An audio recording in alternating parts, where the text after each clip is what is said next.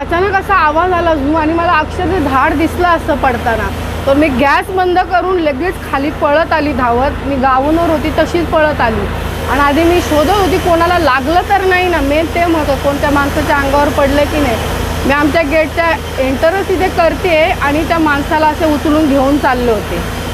तो कामगार होता इथे, भारत गॅसची लाईनचं काम चालू आहे. त्याच्या अक्षरशः डोक्यात पडलं, डोकं पूर्ण असं झालं आहे. आमच्या गाड्या 2 व्हीलर 4 व्हीलर, आमचा गॅसचा पाईप तो सुद्धा सगळा तुटला आहे. JCBचं काम चालू होतं, खड्डा करत होते ते लोक, बिल्डिंगचं काम चालू आहे बाजूला, त्यामुळे ते झाड पडलेलं आहे.